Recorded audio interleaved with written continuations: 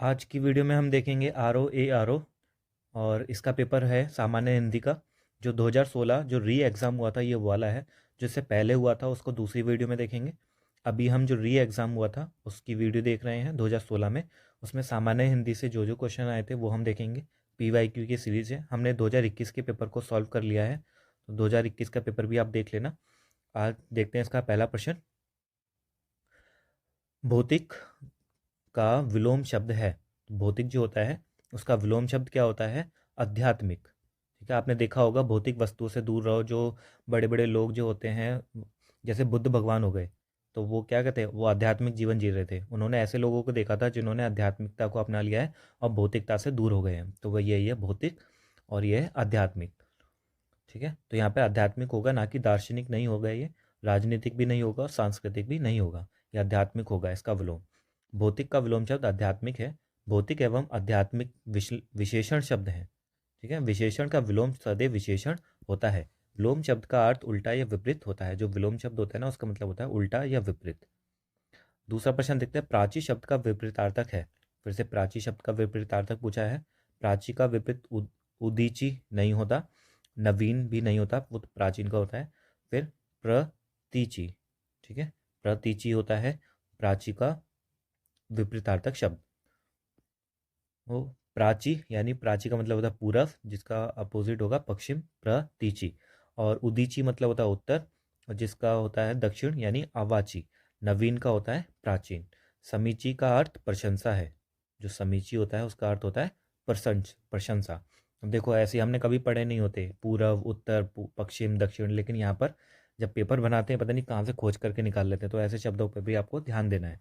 क्या पता अगले बार अभी प्राची का पूछा है, उदीची वगैरह किसी भी दीक्षा का पूछ सकता है वो, तो इसमें ध्यान रखना।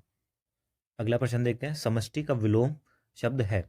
समष्टि का विलोम विशिष्ट नहीं होता और व्यष्टि। समष्टि और व्यष्टि होता है। आपने 11th क्लास की इकोनॉमी की अगर किताब पढ़ी होगी, मैक्रो इकोनॉमिक और मैक्रो इकोनॉमिक, तो इसका हिंदी में नाम यही होता है, समष्टि अर्थशास्त्र और व्यष्टि अर्थशास्त्र।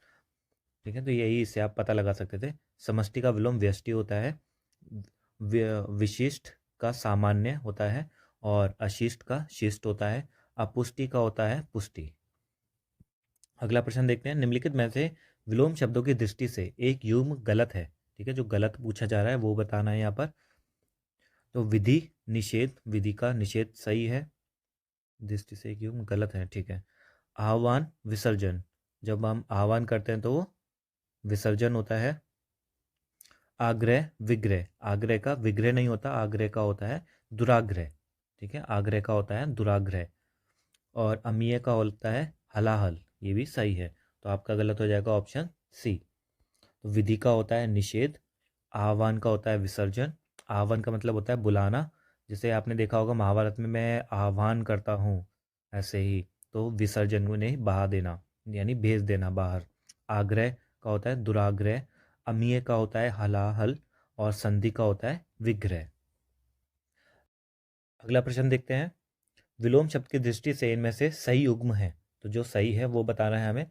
अकीर्ण विकीर्ण, तो ये सही नहीं है। अकीर्ण का संकीर्ण का विकीर्ण होता है। अब इप्सित अभिप्सित, तो ये भी गलत है आपका। फिर आद्रत निराद्रत, ये सही है। आद्रत का निराद्रत होता है। और दोष सदोष, ये भी गलत है।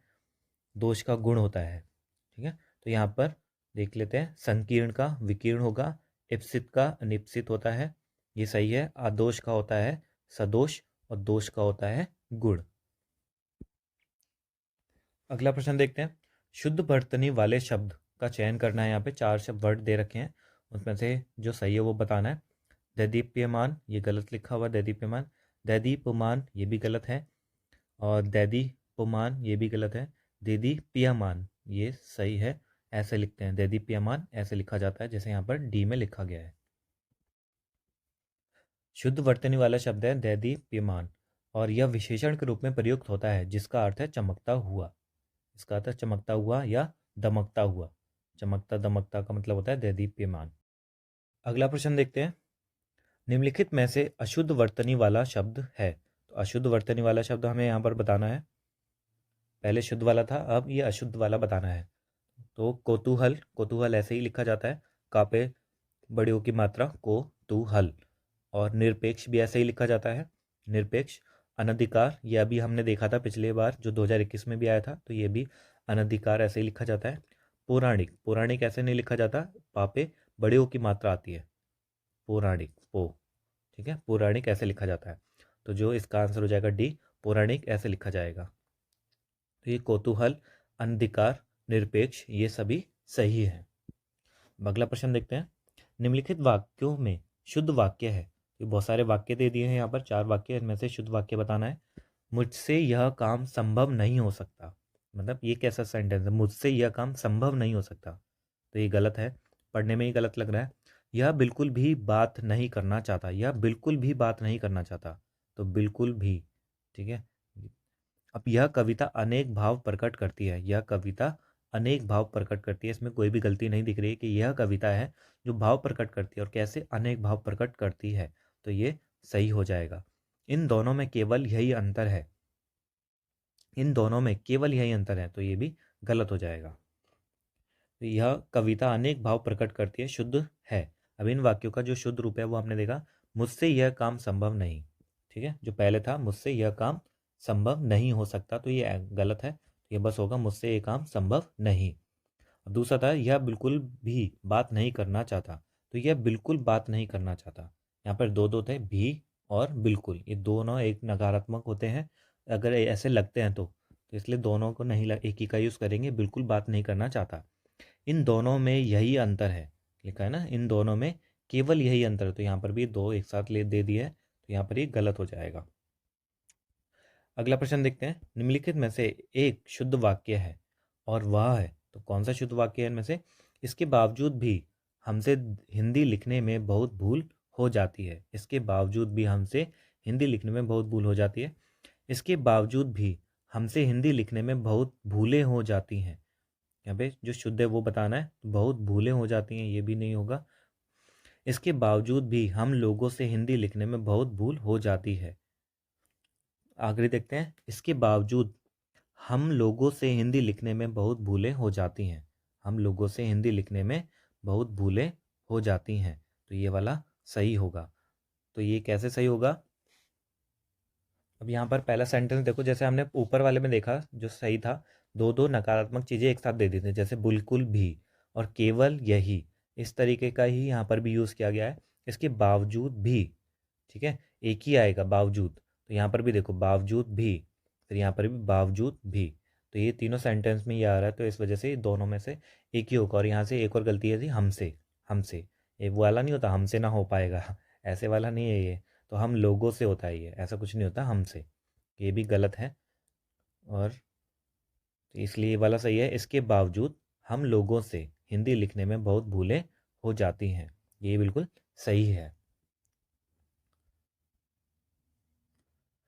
अन्य वाक्यों में बावजूद के बाद भी लगाया गया जो कि अशुद्ध है, ठीक है, यहाँ पर भी ये लिखा हुआ है, बावजूद के बाद भी लगाया गया जो कि अशुद्ध होता है। अगला प्रश्न देखते हैं, अशुद्ध वाक्य का चयन करना है। अब यहाँ पे गलत जो वाक्य है उसको बताना है। पुलिस द्वारा डाकुओं का पीछा किया गया, पुलिस द्वारा डाकुओं का पीछा किया गया, ये बिल्कुल सही है। देश में, देश की वर्तमान मौजूदा हालत ठीक नहीं है, तो वर्तमान भी आ गया, मौजूदा भी आ गया। या तो वर्तमान का भी मतलब होता है जो प्रेजेंट में चल रहा है, मौजूदा का भी मतलब होता है जो प्रेजेंट में चल रहा है, ठीक है, यहाँ पे दो में से एक आएगा, तो यहाँ पे इस वजह से ये गलत हो जाएगा। मैं पुस्तकालय में नियमित समय पर पहुँचता हूँ, तो ये वाला भी सही है। तुम चिंता ना करो, मैं कोई ना कोई रास्ता निकाल लूँगा, ये भी सही है, तो एक वाला भी आपका गलत हो जाएगा क्योंकि यहाँ पर दो दो शब्द एक साथ दे दिए गए हैं। तो अशुद्ध वाक्य है, देश की वर्तमान मौजूदा हालत ठीक नहीं है, इसका शुद्ध वाक्य होगा, देश की वर्तमान मौजूदा हालत ठीक नहीं है, मौजूदा और वर्तमान शब्द एक साथ नहीं प्रयोग होंगे, ठीक है, यानी यहाँ पर ये वाला आपका सही आंसर हो जाएगा। अगला प्रश्न देखते हैं, परंपरा से चली आ रही बात, जो परंपरा से चली आती है बात उसके लिए प्रयुक्त होने वाला एक शब्द है, तो कौन सा शब्द है उसके लिए जो प्रयुक्त होता है, प्रतिश्रुति, अनुलोम और व्याजस्तुति या फिर अनुश्रुति, तो ये होता है अनुश्रुति, ठीक है, प्रति नहीं अनुश्रुति होता है, जो परंपरा से चली आ रही जो बात होती है उसके लिए जो प्रयुक्त शब्द होता है वो होता है अनुश्रुति। परंपरा से चली आ रही बात के लिए प्रयुक्त होने वाला शब्द है अनुश्रुति। प्रतिश्रुति किसी बात के लिए दिया जाने वाला वचन को कहते हैं। ठीक है, वचन होता है एक तरीके का। और व्याज स्तुति निंदा के बहाने स्तुति को कहते हैं, निंदा के बहाने स्तुति को कहते हैं। अनुलोम यथाक्रम या ऊपर की ओर आने वाले के लिए प्रयुक्त होता है, अनुलोम। ये तीनों चारों शब्द हैं जो आपको ध्यान में रखते हैं। अगला प्रश्न है जिसके पास कुछ ना हो। जिसके पास कुछ ना हो वाक्यांश के लिए एक शब्द है, तो इसके लिए भी एक क्या शब्द होगा? अक्षम, अक्षम नहीं होता, ये अज्ञ या अंकीचन, तो इसका होता है अंकीचन होता है। असमर्थ नहीं होता, जो किसी काम को ना कर पाए वो उसे बोलते हैं असमर्थ। तो जिसके पास कुछ ना हो तो अंकीचन। यहाँ पर शब्द और वाक्यांश दे रखे हैं। अंकीचन होता है जिसके पास कुछ ना हो। अक्षम होता है जो कुछ करने में सक्षम नहीं या क्षमता रहित होता है। अज्ञ या अज्ञानी होता है जो कुछ ना जानता हो। असमर्थ होता है जिसमें सामर्थ्य ना हो। अगला प्रश्न देखते हैं। स्वेद से उत्पन्न होने वाला, स्वेद से उत्पन्न होने वाला वाक्यांश के लिए एक शब्द है, उसका नाम होता है स्वदेश। ठीक है, स्वेद से उत्पन्न होने वाला स्वदेश। अब यहाँ पर शब्द और वाक्यांश दे रखे हैं, ऐसे देख लेते हैं। स्वदेश स्वेद से उत्पन्न होने वाला। अंडज अंडे से उत्पन्न होने वाला। पिंडज जिसका जन्म शरीर से हो, पिंडज पिंड होता है ना शरीर, उससे हो। अगला प्रश्न है अपरिणित शब्द निम्नलिखित में से किस वाक्यांश के लिए प्रयुक्त होता है? तो यहाँ पर उल्टा पूछ लिया, पहले वाक्यांशों के लिए एक शब्द पूछ रहे थे, अब एक शब्द दे दिया, उसमें पूछ रहा है किसके लिए यूज होगा। तो अपरिणित होता है जिसका परिणाम ना निकला हो, परिणाम से रिलेशन नहीं है इसका। जिसका विवाह ना हुआ हो, तो ये सही है। जिसका विवाह नहीं होता उसे बोलते हैं अपरिणित, और जिसका विवाह हो चुका होता है उसे बोलते हैं परिणित। अपरिणित और परिणित। तो जैसे कि अगर आपके घर में कोई होगा जिसका विवाह हो चुका है तो उसको बोलेंगे परिणित, और जो अगर आप हो आपका विवाह नहीं हुआ तो आपको बोला जाएगा अपरिणित। जो देखने में प्रतिकर ना हो, तो ये भी गलत है। ठीक है, तो आपका इसका आंसर होगा जिसका विवाह ना हुआ हो। तो जिसका विवाह ना हुआ हो के लिए एक शब्द है अपरिणित, और जिसका विवाह हो चुका हो उसके लिए है परिणित। अगला और लास्ट प्रश्न देखते हैं, इसके बाद आगे दूसरी वीडियो में देखेंगे। निम्नलिखित में से किस वाक्यांश के लिए एक शब्द दुर्निवार प्रयुक्त होता है? तो दुर्निवार प्रयुक्त होता है जिसे दूर करना कठिन हो, ये वाला। जिसे दूर करना कठिन हो उसके लिए होता है दुर्निवार। जिस पर वार करना कठिन हो ये गलत है। और जिसे देख पाना कठिन हो ये भी गलत है। जिसे जीत पाना कठिन हो ये भी गलत है। जिसे जीत पाना कठिन हो उसे बोला जाता है दुर्जय। ठीक है, दुर्जय। आपने देखा होगा करण अर्जुन जो मूवी थी पुरानी वाली, तो उसमें उसका नाम दुर्जय सिंह होता है। तो उसका मतलब ये होता है जिसे जीत पाना कठिन हो, उसके नाम का मतलब ये होता है दुर्जय सिंह।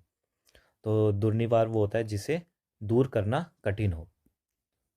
तो यहाँ अब हम 15 क्वेश्चन देख लिए हमने। 15 के बाद आगे से देखेंगे 16 क्वेश्चन से आगे के, और उसमें हमारा ये PYQ चलेगा, PYQ। ठीक है, तो चलिए मिलते हैं अगली वीडियो में, तब तक के लिए बाय बाय।